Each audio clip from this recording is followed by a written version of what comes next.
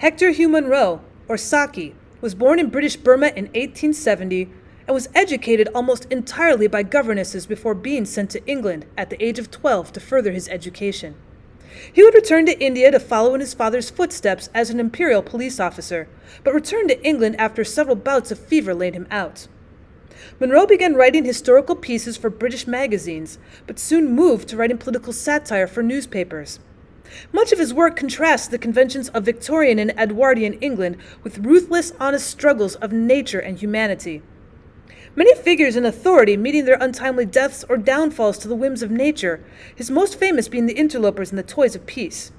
Look for wit and wisdom, even the macabre in Saki's characters, to learn a moral lesson, as his characters haplessly forge ahead to their gloom and doom.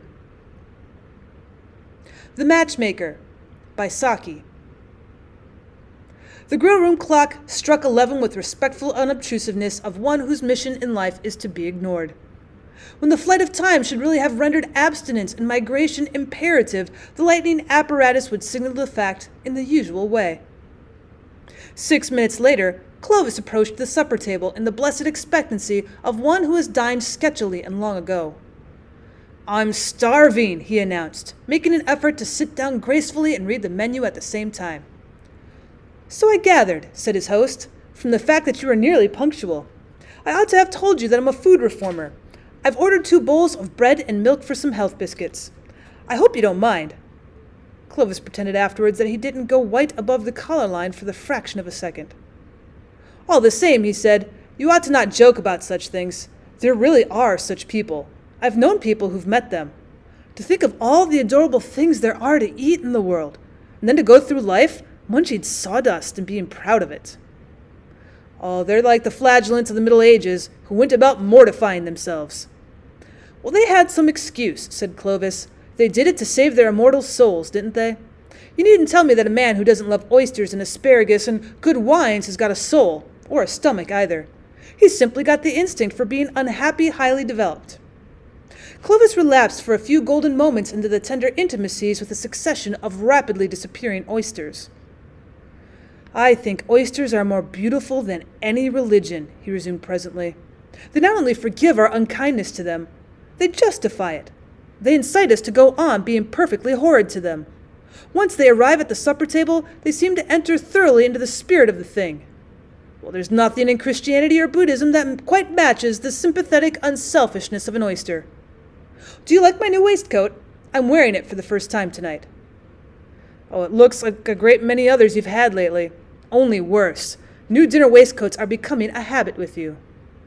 They say one always pays for the excesses of one's youth. Mercifully, that isn't true about one's clothes. Oh, my mother is thinking of getting married." "Again?" "It's the first time." "Well, of course, you ought to know. I was under the impression she'd been married once or twice at least." 3 times, to be mathematically exact. I meant that it was the first time she'd thought about getting married.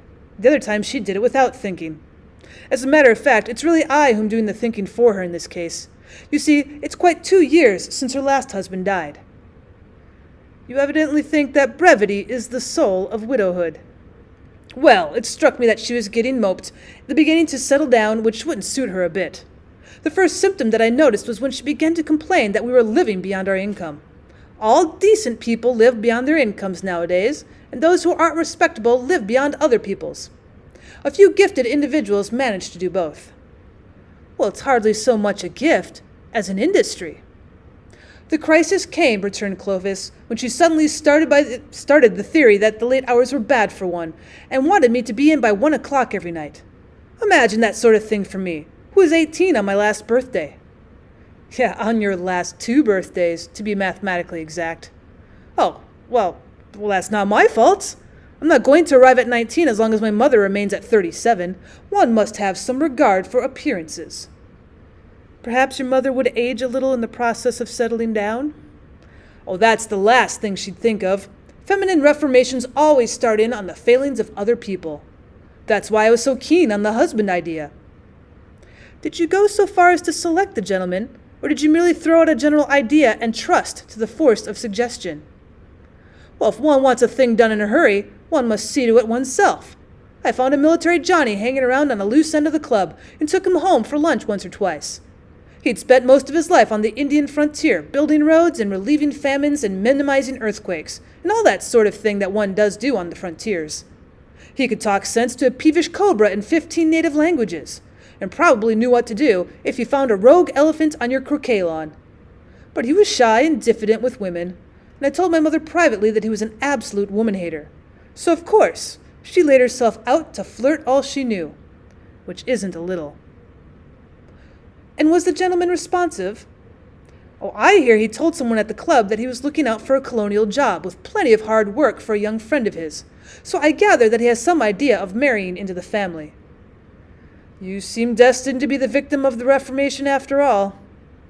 Clovis wiped a trace of Turkish coffee and the beginnings of a smile from his lips, and slowly lowered his dexter eyelid, which, being interpreted, probably meant, I don't think.